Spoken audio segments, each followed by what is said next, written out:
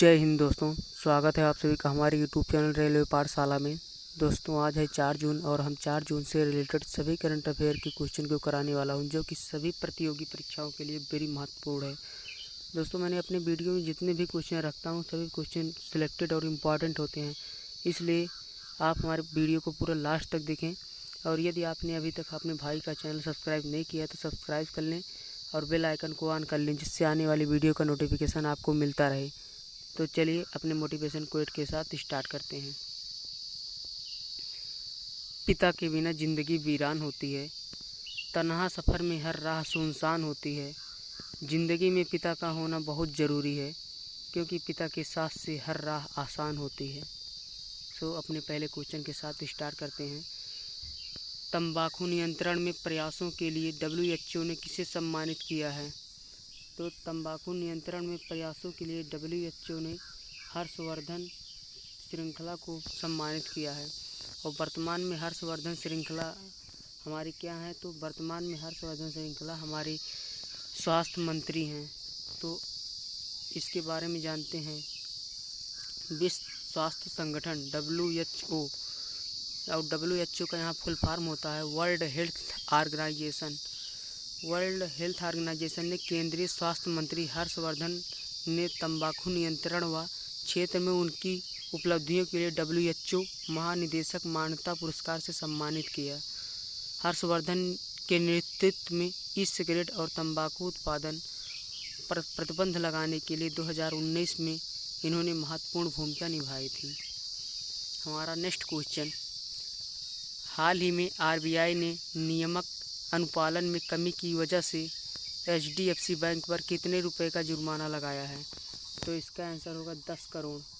10 करोड़ रुपए का जुर्माना लगाया है HDFC बैंक ने RBI ने नियामक अनुपालन में कमी की वजह से। तो इससे रिलेटेड देखते हैं। तो भारतीय रिजर्व बैंक की स्थापना पूछी जाए कब हुई थी? तो भारतीय रिजर्व बैंक की स्थापना 1 अप्रैल 1935 को हुई थी। यदि पूछी जाए किस एक्ट के तहत हुई थी? तो 1934 एक्ट के तहत RBI की स्थापना हुई थी। और रिजर्व बैंक केंद्रीय कार्यालय प्रारंभ में कोलकाता में स्थापित किया गया था। यहाँ पे एक क्वेश्चन बनता है कि सबसे पहले RBI की स्थापना कहाँ पर हुई थी? तो इसका आंसर होगा कोलकाता। और इसका मुंबई में हस्तांतरित कब किया गया था? तो इसका आंसर होगा 1937 में अस्थायी रूप से मुंबई में हस्तांतरित कर दिया गया था। और RBI का राष्ट्रीयकरण यदि पूछा जाए तो 1949 में RBI का राष्ट्रीयकरण हुआ था। और वर्तमान में इसके गवर्नर शक्तिकांत दास हैं। हमारा नेक्स्ट क्वेश्चन। GST परिषद की 43वीं बैठक की अध्यक्षता किसने की? तो इसका आंसर होगा निर्मला सीतारमण। और वर्तमान में हमारा कपड़ा उद्योग मंत्री कौन है? तो निर्मला सीतारमण। और नरेंद्र मोदी क्या हैं? तो प्रधानमंत्री हैं भारत के। और राजनाथ सिंह वर्तमान में रक्षा मंत्री हैं। और शक्तिकांत दास RBI के गवर्नर हैं। तो GST के बारे में जानते हैं। तो वित्त मंत्री निर्मला सीतारमण की अध्यक्षता में GST परिषद की 43वीं बैठक का आयोजन वीडियो कॉन्फ्रेंसिंग के माध्यम से किया गया। और इस बैठक में सभी राज्यों और केंद्र शासित प्रदेशों के वित्त मंत्री और उनके प्रतिनिधित्व भी शामिल थे। और GST परिषद की इस बैठक में कोविड-19 के इलाज में इस्तेमाल होने वाली दवाओं और चिकित्सक उपकरणों पर GST दर में कोई बदलाव नहीं किया गया। हालांकि ब्लैक फंगस के इलाज में इस्तेमाल होने वाली दवाओं के आयात पर शुल्क में छूट का फैसला किया गया है। तो अब देखते हैं GST कहाँ से कब शुरू की गई। तो GST क्या है? यह एक अप्रत्यक्ष कर है। ये RRB NTPC में पूछा गया क्वेश्चन है अब की बार। तो भारत में GST कब लागू हुआ? तो 1 जुलाई 2017 को भारत में GST लागू कर दिया गया था। यदि पूछा जाए सबसे पहले कहाँ लागू किया गया था? तो सबसे पहले यह फ्रांस से स्टार्ट किया गया। तो GST परिषद के अध्यक्ष कौन होते हैं? तो GST परिषद के अध्यक्ष वित्त मंत्री होते हैं। और इस समय वित्त मंत्री निर्मला सीतारमण है। और GST बिल को पास करने वाला पहला राज्य असम है। और संविधान के किस अनुच्छेद में GST काउंसलिंग शामिल किया गया है? तो अनुच्छेद 279A है। और जीएसटी लागू करने का सुझाव किस समिति के सिफारिश पर किया गया? तो विजय केलकर समिति। तो हमारा नेक्स्ट क्वेश्चन, वित्त मंत्रालय ने किस मंत्रालय ने युवा लेखकों को प्रशिक्षित करने के लिए युवा प्रधानमंत्री योजना की शुरुआत की है? तो इसका आंसर होगा शिक्षा मंत्रालय। शिक्षा मंत्रालय ने युवा लेखकों को प्रशिक्षित करने के लिए युवा प्रधानमंत्री योजना की शुरुआत की है। तो देखते हैं युवा प्रधानमंत्री जो योजना है क्या है। यह जो युवा और वर्तमान में हमारे शिक्षा मंत्री कौन है? तो रमेश पोखरियाल हैं निशंक। तो हमारा next question, star gazing the player in my life cricket all around commentator और कोच किताब किसके द्वारा लिखी गई है? तो इसका आंसर होगा रवि शास्त्री। और वर्तमान में रवि शास्त्री क्या हैं? तो हमारे क्रिकेट कोच हैं भारत के।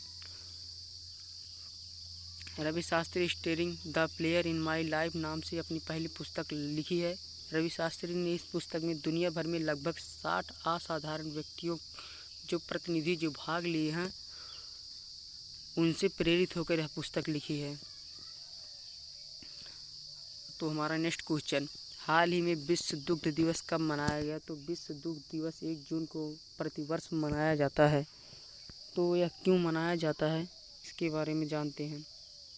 संयुक्त राष्ट्र खाद्य और कृषि मंत्रालय वैश्विक खाद्य के रूप में दूध के महत्व को पहचानने और डेयरी के सम्मान में हर साल 1 जून को अंतर्राष्ट्रीय दूध दिवस मनाता है, वर्ल्ड मिल्क डे। इस उद्देश्य इससे लोगों को पोषण पहुंचाने के लिए इसे किया जाता है और स्वास्थ्य के संबंध में लाभों के बारे में बात को बताने और प्रेरित करने के लिए यह दिन मनाया जाता है 1 जून, मिल्क डे। हमारा नेक्स्ट क्वेश्चन, भारतीय सेना किस देश से 4 हेरान टीपी ड्रोन प्राप्त करेगी? तो इसका आंसर होगा इजराइल। इजराइल से भारतीय सेना 4 हेरन टीपी ड्रोन प्राप्त करेगा। और यहीं से रिलेट करते हैं, तो फ्रांस से क्या लिया है भारत ने? तो फ्रांस से भारत 3 लड़ाकू विमान लिया था तेजस, जो कि अम्बाला एयरपोर्ट पर लैंड किया गया था। तो जानते हैं 4 हेरान टीपी ड्रोन क्या है। तो भारत को दिए जाने वाला इस खास ड्रोन को इजराइल एरोस्पेस इंडस्ट्रीज ने निगरानी करने वाले उपकरणों में खास तरीके से तैयार किया है। हेरन यूएवी है। इसे खास तौर पर निगरानी और सर्विलेंस ऑपरेशन के लिए बनाया गया है। भारत और चीन ने लद्दाख में लगने वाली सीमा रेखा पर, जिसे हम LAC के नाम से जानते हैं, इस क्षेत्र में निगरानी करने के लिए भारतीय सेना ने विशेष ड्रोन व्यवस्था की है। यह ड्रोन इजराइल में बना है और भारत चीन की सीमा रेखा पर भारतीय सेना द्वारा तैनात किया जाएगा। और भारत और चीन की रेखा कौन सी है? तो मैकमोहन है। और भारत और पाकिस्तान की रेखा कौन सी है? तो रेड क्लिफ। हमारा नेक्स्ट क्वेश्चन, किस राज्य के मंत्रिमंडल ने विभिन्न जिलों के संरक्षण के रूप में कार्य करने के लिए मंत्रियों को नियुक्त किया है? तो इसका आंसर होगा असम। असम के मंत्रिमंडल ने विभिन्न जिलों में संरक्षण के रूप में कार्य करने के लिए मंत्रियों को नियुक्त किया है। तो असम के बारे में जानते हैं। तो असम की राजधानी दिसपुर है और यहाँ की लोकसभा सीटें कितनी है पूछी जाए तो 14 हैं और राज्यसभा सीटें 7 हैं। और मुख्यमंत्री वर्तमान में असम के हेमंत बिस्वा शर्मा हैं और राज्यपाल जगदीश मुखी। मुख्य न्यायाधीश की बात करें तो सुधांशु धुलायल। और विश्व का सबसे बड़ा नदी द्वीप माजुली नदी द्वीप असम में ही है। और करंट की ही बात है अभी कि भारत का पहला मल्टी मॉडल लॉजिस्टिक पार्क कहाँ खोला गया? तो यह यहीं पे खोला गया, असम में ही। अभी हाल ही में शिशु सेवा योजना भी लॉन्च की, असम ने ही लॉन्च किया है। तो हमारा नेक्स्ट क्वेश्चन,